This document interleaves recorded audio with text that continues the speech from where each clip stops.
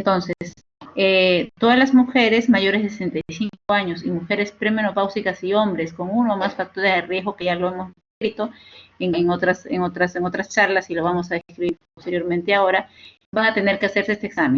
Este es un densitómetro, digamos, de rutina, que es periférico, llamado así, donde se puede colocar. Algunos tienen para la mano, otros tienen para el pie, y solamente sirve para hacer un escaneo, a veces para poder hacer un examen en población, pero no es algo seguro. Lo que sí es seguro es la densitometría ósea por scan completa. Tenemos acá una computadora que se usa para ver la densidad mineral ósea. Un software también programado que va a captar la densidad mineral ósea en columna, en cadera y en antebrazo. Vemos aquí se usa como una camilla el software para poder hacer la toma de la zona de la columna, de la cadera, va a estar sobre la paciente. Y este cuadrado que está aquí es un cuadrado que se usa justamente para levantar las piernas y hacer la toma de la densitometría de la cadera. Hay que recordar que la densitometría es segura con un bajo grado de exposición a la radiación. Los errores existen, pero son bajos. Lo bueno que esta técnica, como la vamos a ver, va a detectar pequeños cambios con el tiempo. Es decir, puede detectar la densidad mineral ósea en un año y en el otro año medir grados por centímetro cúbico. Eso nos puede ayudar a pensar si ha mejorado o no ha mejorado la densidad mineral ósea de nuestra paciente. Las nuevas técnicas, porque claro, podremos tener de la misma manera la computadora, la camilla para medir la densitometría, pero el software suele cambiar cada cierto tiempo. Se supone que cada vez que exista un nuevo software va a ser mejor, más preciso. Debemos recordar que antes de empezar a realizar la toma de la densitometría ósea, se tiene que calibrar el densitómetro. Es como la balanza. Cuando uno va a comenzar a usar la balanza electrónica, por ejemplo, y también la balanza de la normal, digamos la clásica, ¿no?, de peso, tenemos que primero calibrar el aparato en 0 peso. Una buena balanza es la que comienza, antes de ser usada, se calibra con 0 peso y tiene que ser homogénea la balanza. En este caso, la densitometría se calibra sin el paciente, con un aparatito cuadrado que se llama el calibrador. El calibrador se coloca en vez de la paciente y por medio de la computadora se puede evaluar si el scan está estable o no está estable y si está bien. Entonces se realiza esta calibración sin el paciente, solo con la mesa y la computadora y un aparato, un cubo que se llama el calibrador, que va en vez del paciente. Ahora, de todas maneras, sabemos muy bien que lo que vamos a medir es la columna lumbar de L1, L4, y en la cadera vamos a medir el cuello femoral, la cadera total, ¿no?, que es lo que principalmente vamos a tomar en cuenta. Aquí vamos a ver algo, por ejemplo. Vamos a ampliar esto. Esto de aquí es una tomografía, ojo, y aquí vemos la densitometría. Entonces, en esta imagen, en la imagen donde ustedes ven L1, L2, L3, L4, el densitómetro va a medir la densidad mineral ósea de cada segmento. No va a medir la densidad mineral ósea solo de esta zona que yo les estoy haciendo con la manito. Esta es la vértebra, ¿no? Acá es la vértebra. Pero ¿qué pasa si al momento de medir va a medir esta otra densidad que es diferente, que es parecida a la densidad ósea, pero mucho más tenue? Esta densidad que está en mi mano no debería existir, pero existe en nuestro paciente. Entonces tenemos que recordar que ahí hay una opacidad lateral a L1. Si nosotros hacemos una tomografía a esta misma paciente, vamos a encontrar que en la tomografía hallamos una opacidad en la vejiga. Entonces, esa opacidad en la vejiga es la que está provocando que en nuestra densitometría existe también una opacidad. Si el software lo va a detectar, pero si nosotros estamos viendo la imagen, porque el software no trabaja solo, tiene que existir una persona que esté maniobrando la computadora puede inclusive tomar esta imagen como tal, pero para poder hacer el informe y poder hacer una conclusión final de cuánto sale, tiene que existir un técnico, una técnica que sepa sobre cómo manejar la parte de la densidad mineral ósea como para poder borrar algunas cosas o agregar algunas otras. Por ejemplo, en este caso, si vemos que tiene este problema en la vejiga, entonces lo que tengo que hacer, ¿qué hace la técnica? La técnica o el técnico que está a cargo, lo que hace es borrar porque el software ha detectado esta opacidad, la ha detectado. Entonces yo la pinto, el técnico la pinta y rápidamente la omite de la evaluación. Entonces, ¿por qué? Porque si no la pudiera omitir del recuento de la conclusión final de la densidad mineral ósea, la L1 va a tener una densidad mineral ósea alta, porque estamos sumando la densidad mineral ósea de la vértebra L1 más de aquella opacidad que está al costado. Entonces va a salir una densidad mineral ósea, entonces lo que vamos a tener, va a pasar finalmente, el software va a anular la L1 y va a considerar a las 3 vértebras nada más como vértebras que van a tener menos de una desviación estándar entre una y otra. El software solamente acepta aquellas que tienen desviación estándar de 1 entre una y otra. Si entre L2 y L1 hay unas 2 desviaciones estándar, va a borrar a la que tenga más, que en este caso es el L1. Para evitar borrar es que el software capta esta nueva opacidad y el técnica que está ahí tiene la capacidad, se vuelve a preguntar si borra y lo borra. Entonces así vamos a evitar que se anule. Entonces paciente o pacientita, las 4 vértebras van a poder ser usadas para medir la densidad mineral ósea, que finalmente en columna lumbar será el promedio de las 4.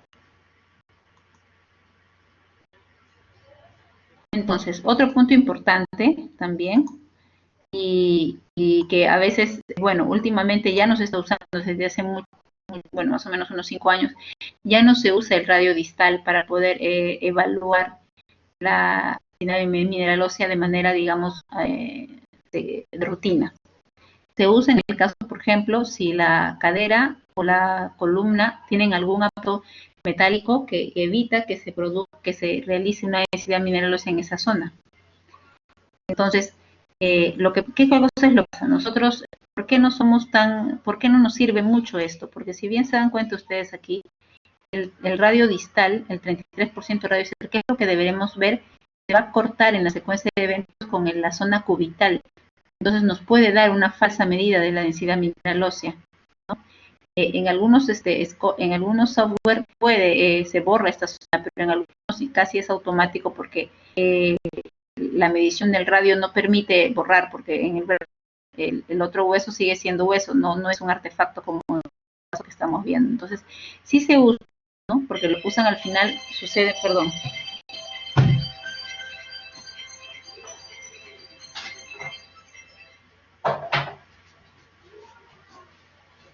Al final sucede un promedio de ambas, pero lo que va a suceder, el promedio, obviamente, en ambas medidas no va a ser solamente del radio, también la zona cubital. Entonces, solo se reserva para casos que no se puedan utilizar, no se puede utilizar, ya sea cadera o columna. Vamos a ver aquí. Ya está. Tenemos la densitometría, entonces, en este caso, por ejemplo, tenemos la densitometría y vemos que nuestro paciente tiene un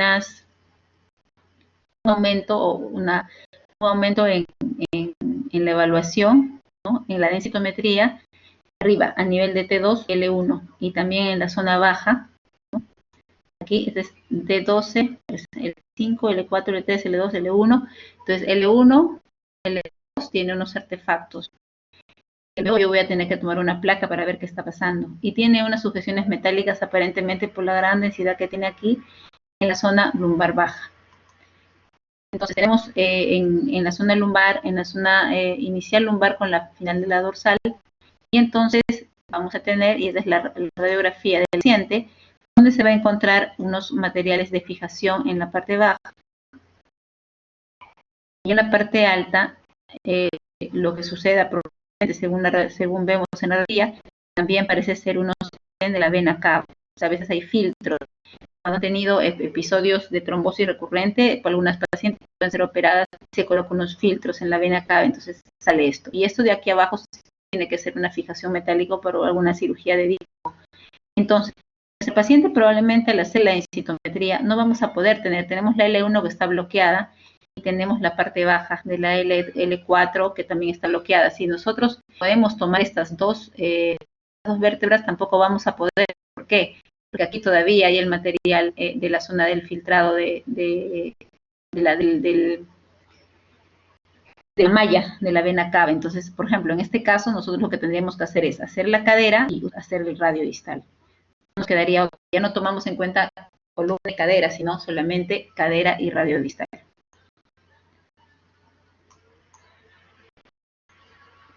Entonces, es importante porque cualquier artefacto va a sumar a la densidad mineral ósea. Imagínense si nosotros podríamos considerar, como en el caso anterior, podemos considerar estos materiales metálicos, nos saldría muy alto. Primero que el software nos lo rebota porque va a salir alta las últimas vértebras lumbares, pero a veces es un engaño para la densidad mineral ósea del paciente. Bueno, entonces, esos son más o menos los errores que pueden existir en la columna lumbar. Pero ¿qué pasa en la columna, en la cadera? En la cadera también tenemos que ver, hay puntos importantes que tenemos que tomar en cuenta. Es importante en la cadera, algo que no sucede en la columna. En la columna, bueno, el paciente está echado de manera derecha y, por ejemplo, si tuviera una escoliosis y lo demás, es algo que el paciente no puede manejar, no puede evitar. Si el paciente está correctamente en la camilla de decúbito dorsal de manera recta, si la paciente tiene una escoliosis, pues no pasa nada. Vamos a tener que seguir haciendo la densitometría y al momento de ver la máquina y lo vamos a tratar de ver si es que la máquina captó o no captó alguna de las vértebras y si hay muy marcadas, seguramente algunas se van a perder. Pero en la cadera es muy importante esto que hemos visto aquí al inicio de la toma, la posición del paciente. Casi todos los errores para la densitometría ósea tienen que ver con la posición del paciente. Si ustedes ven esto, por ejemplo, ven esto, aquí ustedes ven el cuadrado, este cubo, se coloca debajo de la pierna del paciente y la pierna del paciente tiene que estar la cadera en una rotación externa discreta. Y eso lo tiene que colocar el tecnólogo que está haciendo la prueba, porque el paciente obviamente no va a saber cuál es la posición, el tecnólogo tiene que decir cuál es la posición. Entonces, los mayores errores al momento de poder hacer la densidad mineral ósea de la cadera es que aquí está claramente visto que la paciente no ha rotado bien la cadera, porque si ustedes ven, están prácticamente derecho o inclusive un poco hacia adentro. Entonces, la paciente no ha rotado esa rotación discreta de menos de 10 grados que se pide para la realización de la densitometría, no se ha hecho. Entonces, el paciente ha un error. Porque, por ejemplo, ¿cómo es posible que la cadera total tenga un score de 0. y solo el cuello tenga 3.1? O sea que el cuello tiene solamente densidad mineral ósea mayor que la cadera total. La cadera total tiene que ver con toda la estructura, no solamente de cuello, sino también de cuerpo, de la primera parte del trocánter. Entonces, ¿qué ha pasado? Como no ha rotado bien, en la toma que se realiza en cuello, ha sido lo que se ha captado y hay una más captación a nivel de la toma. Entonces, parecería que tuviera más densidad mineral ósea y eso es una falla de la rotación, pero claramente se ve porque la imagen obviamente se nota que la paciente no ha hecho una rotación externa adecuada, una abducción adecuada, no ha hecho y se nota en la toma. Entonces, la densidad mineral ósea del cuello va a ser significativamente más alta que la cadera total. Entonces, no hay una rotación adecuada y por eso genera estos problemas. ¿Qué pasa si la densidad, los software más, los mejores software, los más actuales, va a poder captar la densidad mineral ósea inclusive en una escoliosis muy marcada? En realidad, en esta toma no es que la paciente se ha movido, en realidad la paciente está en una posición donde debe estar, sin embargo, pues tiene un problema escoliótico marcado, con compromiso degenerativo muy importante. Entonces, lo bueno del software en este caso es que la columna lumbar puede tomarse, sin embargo, va a presentarse algunos problemas. Más se haya tomado la zona, Como hay una escoliosis, va a haber tomas que no van a, la rotación de cada vértebra va a ser diferente. Entonces la idea es que las apófisis espinosas estén rectas y se tome de todas las maneras la densitometría con las apófisis espinosas en una buena posición, todas en el mismo lugar. Pero ¿qué pasa? Si nosotros tomamos de esta manera, vamos a ver, por ejemplo, que la L3 y L4, como están rotadas aquí, ustedes van a ver que acá hay mucha captación, ¿no es cierto? Porque como están rotadas, está mirando más hacia el transductor de la toma de la densitometría. Entonces, vemos acá, L3 tiene 0.870 de densidad mineral ósea, ¿no?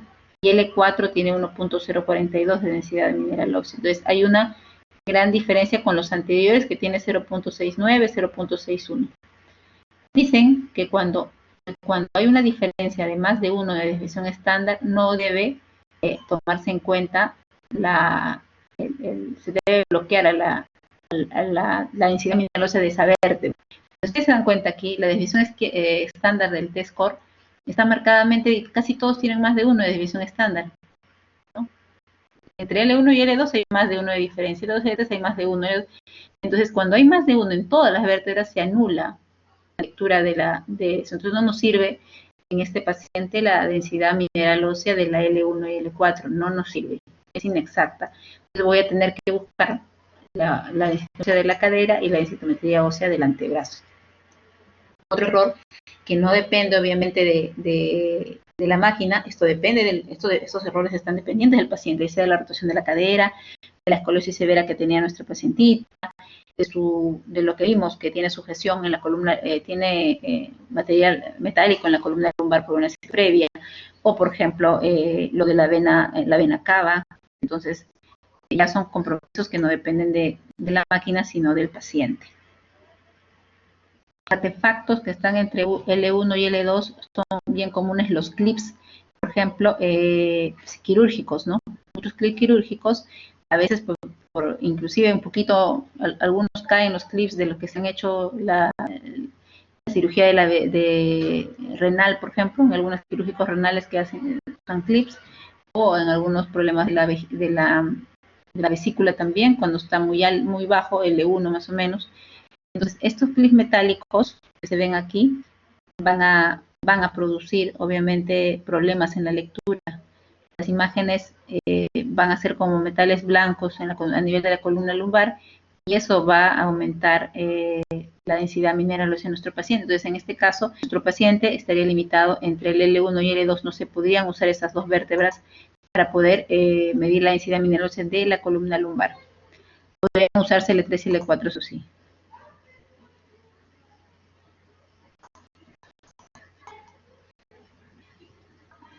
Entonces, acá vemos otra densitometría ósea, ya sea de la zona lumbar también, ¿no? Pero hay que determinar algo que, por ejemplo, está sucediendo. En la vejiga, y esto es tan chiquito y tan pequeño, por ejemplo, acá. ¿Qué es esto de aquí? Acá hay una zona que no tiene un artefacto, se llama artefacto, ¿no? Como pasa en todo. Y cuando se pinta, aquí está el artefacto. Si vemos acá el hecho de pintar la densidad que tienen las vértebras, prácticamente la zona de acá con este artefacto se pinta casi similar a la zona de la vértebra. Entonces nos está haciendo esto un problema, y este es un clip metálico. Probablemente no sabemos si es de la zona de la vejiga o de la zona, de la zona renal, ¿no? Eso lo tendríamos que ver con mayor detalle, pero esto está produciendo una discordancia. Este clip metálico está en el L1, ¿no? Y obviamente hace obviamente una diferencia con las demás vértebras, y ese clip metálico no nos prohíbe hacer, o tendríamos que anular la L1 para hacer nuestras medidas.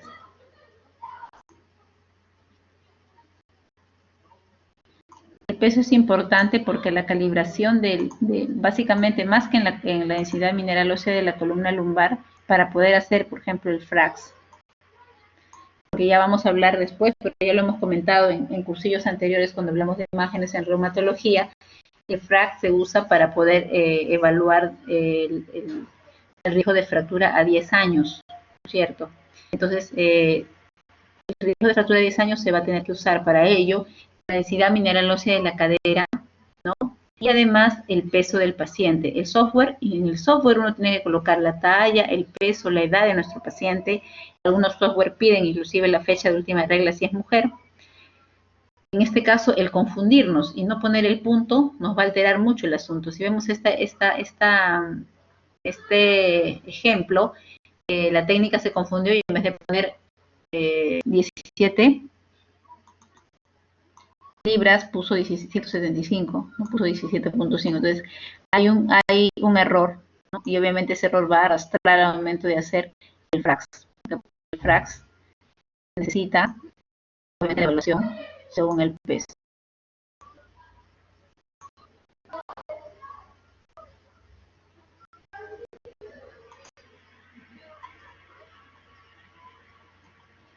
Tener cuidado entonces con esto. Un artefacto, el paciente tiene que entrar, ¿no? El paciente tiene que entrar a hacerse la densitometría. Obviamente se le dice que no debe llevar ningún material, no se desnuda el paciente, pero ningún material en sus bolsillos, ningún material que pueda alterar el problema. En este caso, por ejemplo, este paciente tiene ahí un material que debe ser entre metálico y no, que está fuera de su cuerpo, pero obviamente hace que sea imposible la medida de la densidad mineral ósea, al igual que este paciente que tiene grajeas aquí, que son pastillas que tiene en su bolsillo, que obviamente hace que la densidad mineral ósea no pueda ser medida con certeza. Entonces, de esto se encarga obviamente el técnico. El paciente tiene que saber que no puede llevar nada de esto, porque todo eso es una densidad que puede confundir con la densidad mineral ósea y alterar el resultado.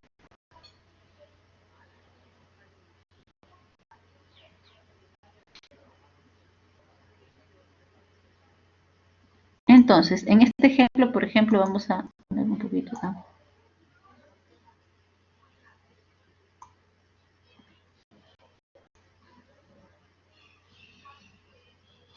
Entonces, tenemos dos, ¿no? Solamente una cuestión de posición. Esto es la misma paciente.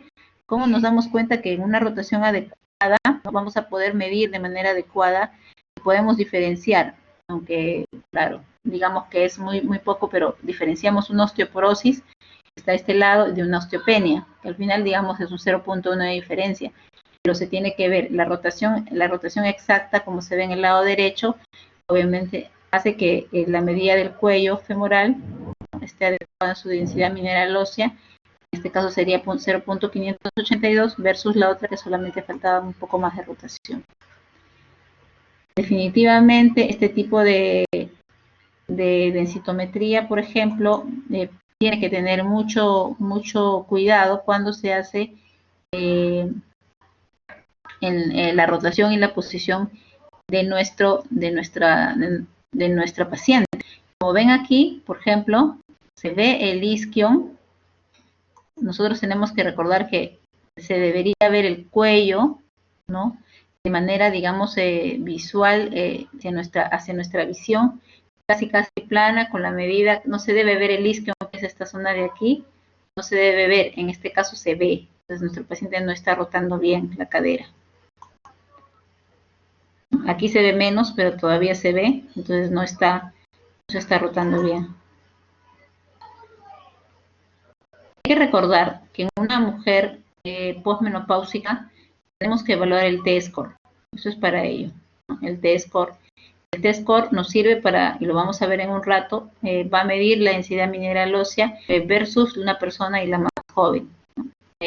Para poder ver la desviación estándar, que no puede ser más de -2, más de 2 desviaciones estándar 0.5, porque ya se hablaría de osteoporosis. Entonces, acá tenemos, por ejemplo, vamos a ver aquí, densidad mineral ósea. Entonces vamos a medir las 4 vértebras, están correctamente alineadas, las apófisis espinosas se ven muy bien, ¿no?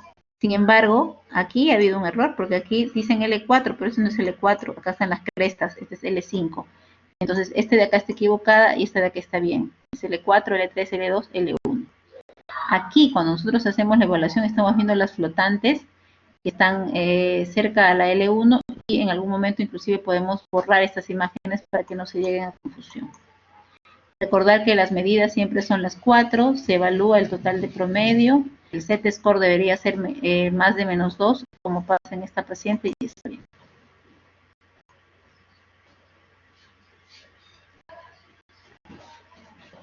Igual acá vemos, acá están, como vemos lo correcto que existe es, no se debe ver las crestas porque las crestas están a nivel de L5, la L4 termina cuando están empezando las crestas y la L1 puede captar alguna de las velocidades flotantes.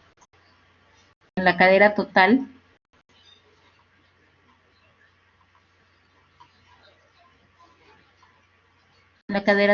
nosotros vamos a ver también un componente importante,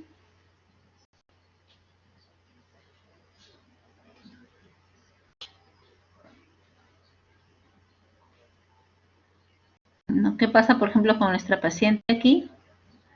Vamos a ver, está correctamente hecha, esa es una paciente correctamente hecha, la evaluación de la columna lumbar, ¿no? Vemos que tiene una densidad mineral ósea que sin osteoporosis, tiene menos 0.5 de T-score, o sea, quiere decir que nada, ni siquiera osteopenia, está bien posicionado, L4, L3, L2, L1, perfecto, en la cadera se ve muy bien, está hablando, tenemos de las dos, estamos con caderal, y cuello, ¿no? También en cuello y en cadera, bueno, lo mucho en cuello, en el lado izquierdo tiene osteopenia de menos 1.5, perfecto. Tiene una osteopenia que tampoco es gran cosa, le hacen el FRAX, acá está el radio, en el radio distal, que se lo han hecho los tres, bueno, nosotros solo opinamos que es necesario los dos primeros porque no tiene ninguna contraindicación para usar, para no usar ni cadera ni columna, o sea, podría usar las dos y no necesitar radio distal. En este caso, el radio distal de 33% es 6.3. Hemos conversado, no es exacto esto, entonces nos lleva mucho al engaño, ¿no? Y el paciente frecuentemente con esta densitometría va a ser catalogado como osteoporosis, cuando en verdad, según la Organización Mundial de la Salud, ya no se usa el radio distal para ese diagnóstico, a menos, como les digo, que falte una de las dos anteriores. Perdón. Vamos a checar esto. Entonces, ¿qué ha pasado? Nuestra paciente, en este no lo he colocado acá porque me pasó, en este caso, en esta paciente, se le hizo el FRAX. En el momento de hacer el FRAX, lo que se tomó en cuenta fue el T-score del radio distal, ¿no? Entonces, ahí llega un error, ¿no? Porque tiene un FRAX muy alto, y entonces no es, obviamente, por un problema de la propia paciente, sino es un problema de interpretación. No se puede usar el radio distal, y a pesar de que el software para no lo debería incluir. Si nosotros usamos el software para FRAX, nos va a incluir el cuello o la cadera total, pero otra cosa más no.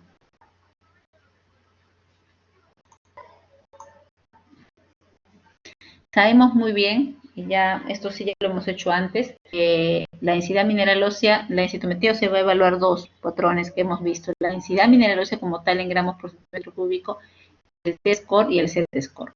El T-score es la comparación con la masa máxima de la persona que tiene el mejor control y saludable joven, y el Z-score lo compara en su misma edad, ¿no? Yo tengo que tener con mi amiga, que es de mi promoción, puedo tener alguna diferencia, pero si somos las dos posmenopáusicas, entonces deberíamos estar dentro de un margen de densidad mineral, o sea, las dos.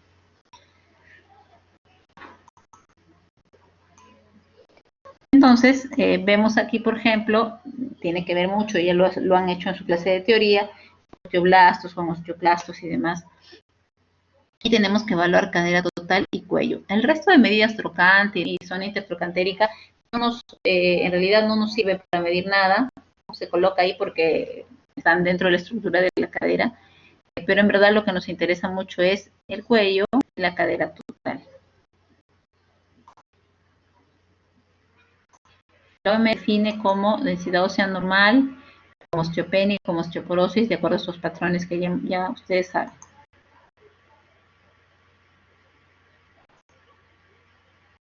Ya está, la densidad mineral ósea dentro de lo normal, está dentro de una desviación estándar, un T-score igual o mayor de -1, es baja masa ósea entre 1 y 2.5 de desviación estándar, y más de 2.5 de desviación estándar ya es osteoporosis.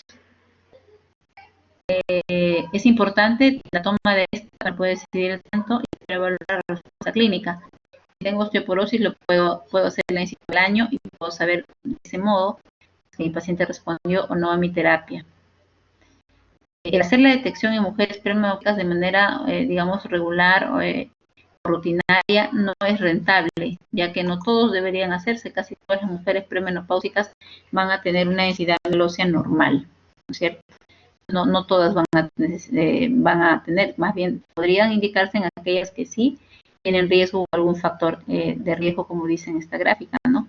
Ahora sí, todas las mujeres mayores de 65 años, a pesar de o no tener factor de riesgo, se pueden tomar uno para documentar si tienen o no densidad mineral ósea.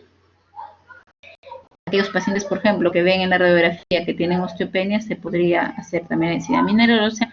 Aquellas mujeres con alteraciones estrogénicas o aquellas mujeres que reciben tratamientos prolongados, por ejemplo, con estrógenos, ¿no? Para poder ver el monitoreo de su terapia. El uso de glucocorticoides va a bajar la densidad mineral ósea, o sea, sí necesitan hacerse los exámenes ellos, y en algunos casos de hiperparatiroidismo, ya sea primario o secundario. Vemos aquí, está correctamente, estamos viendo cuello cadera total. Acá está, cuello cadera total, en este caso estamos viendo osteoporosis, son más de 2.5 de desviación estándar. Igual de la misma manera, L1, L2, L3, L4, que es el promedio. Tenemos L1, L4 menos 1.7 de test core, o sea, osteopenia, y en cadera, cuello y total menos 2.5 osteoporosis. Si tengo una sola paciente ambas cosas, entonces el diagnóstico final es osteoporosis, ¿no es cierto?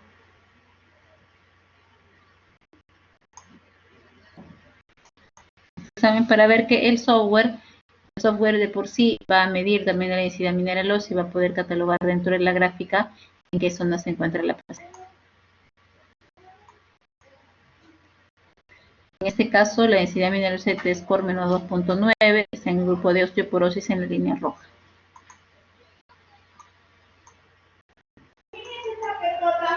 Entonces, aquí por ejemplo, la medición por DEXA, que es lo que estamos hablando con citometría ósea, L1 a L4, vemos que están por encima de las crestas ilíacas, ¿no? Y están bien posicionados, se ven las espinas espinosas de nuestra paciente, ¿no? En este caso en la cadera izquierda, estamos viendo el cuello, la cadera total.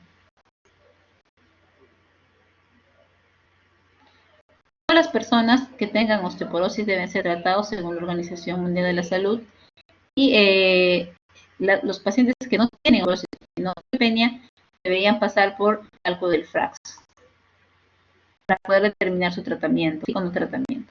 El FRAX es un índice que se evalúa el riesgo de fractura en 10 años, ¿no? Y se incluye factores de riesgo como por ejemplo edad, peso, uso de glucocorticoides, enfermedades como la artritis reumatoide. En Estados Unidos, si yo tengo un FRAX con riesgo de fractura de cadera de 3% en 10 años o de fractura mayor de 20 a más en 10 años, sí voy a tener que recomendar un método de tratamiento antirrecidivo. Esta es la calculadora del FRAX. Va a incluir la densidad mineral ósea básicamente en la cadera y otros factores de riesgo que están aquí como artritis reumatoide, uso de glucocorticoides o que sea fumador o que tenga fracturas previas, por ejemplo. Entonces, esto es un algoritmo chiquito antes de terminar, porque a la vez que tienen sus clases. Vamos a ver. Entonces, si tenemos una paciente posmenopáusica mayor de 65 años o una mujer menopáusica con factores de riesgo o algún paciente con fracturas por fragilidad, porque puede existir que la paciente o el paciente nunca se haya hecho una citometría, pero que simplemente se haya caído sentada y simplemente se fracturó. Es una fractura por fragilidad porque ha sucedido al ras del piso. Voy a tomar un DEXA, entonces el DEXA puede arrojar tres escenarios, uno que sea normal, otro que esté en osteopenia y otro que esté en osteoporosis. Entonces, el que esté en normal, nosotros igual vamos a recomendar porque es una paciente posmenopáusica o premenopáusica con factores de riesgo. Vamos a recomendar, si es necesario, dependiendo del caso, vitamina D, calcio, etcétera, ejercicio, repetir el DEXA de 2 a 5 años. Aquí en el Perú lo repetimos en 5 años, ¿no? Si el DEXA es normal. Pero si tenemos que estar en osteopenia, entonces tenemos que usar el FRAX. El FRAX me va a decir si tiene un bajo o alto riesgo de fractura. Si tiene un bajo riesgo, voy al grupo como si tuviera una densitometría normal. Pero si tengo alto riesgo, voy al grupo como si tuviera osteoporosis. Entonces, a eso va el interés de usar el FRAX, ¿no? Antes, hasta ahora, las compañías, como decía yo en la clase anterior, las compañías de seguro privadas no te dan tratamiento antirresortivo a menos que demuestres por una densitometría que el paciente tiene osteoporosis. Y no usan el FRAX. Los pacientes tienen en cadera menos 2.4 de T-score. Prácticamente es como si ya tuviera cerca osteoporosis, en realidad sí debería tratarse con antirresortivos, pero para fines de un seguro privado no es posible porque no cumple el criterio de osteoporosis.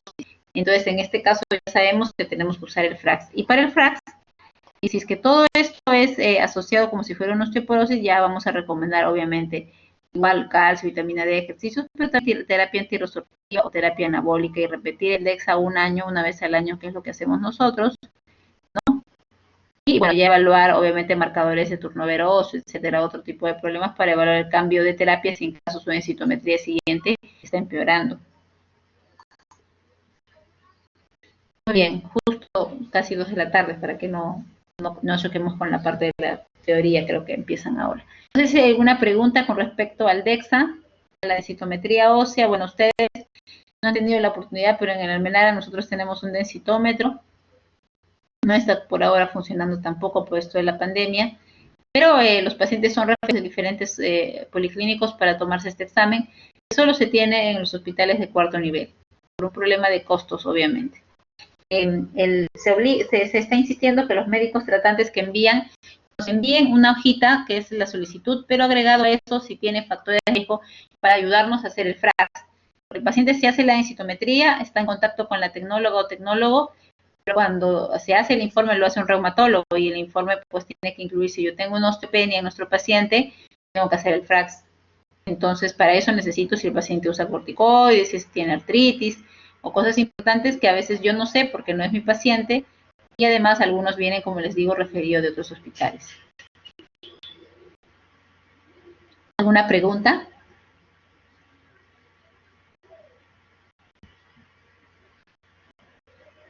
Deben estar cansados, chicos, lo siento. Bueno, entonces, vamos. Ajá. No, el FRAX sí hay. En el Perú, o sea, mejor dicho, nosotros usamos el FRAX de México, porque el FRAX, el cálculo, ya sea por raza, por ejemplo, tiene que ver, cada país tiene un FRAX, porque es como una fórmula que se hace de acuerdo a la incidencia o prevalencia de osteoporosis o osteopenia en la población. En este caso, en el Perú no tenemos FRAX de Perú, usamos el FRAX mexicano, porque para la parte de Latinoamérica hay un FRAX, digamos, como para la población mexicana, para la población argentina. Entonces, para nosotros es más fácil emparejarnos más con la opción por una situación de raza de México que de Argentina, por ejemplo. Entonces, ahí cuando ustedes entren al FRAX, van a encontrar versión que americana, y te van a encontrar argentina o mexicana. Entonces, nosotros usamos la mexicana, obviamente.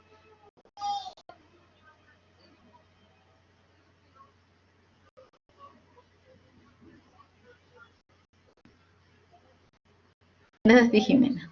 ¿Alguna pregunta más, chicos? Muy bien, chicos, lo estamos dejando sin almuerzo, discúlpenme. Entonces, cualquier cosa estamos coordinando. Buena suerte con su examen. Sé que tienen el examen práctico el sábado y el lunes el examen teórico. Que les vaya bien y cuídense. Cualquier cosa estamos en contacto. Hasta luego.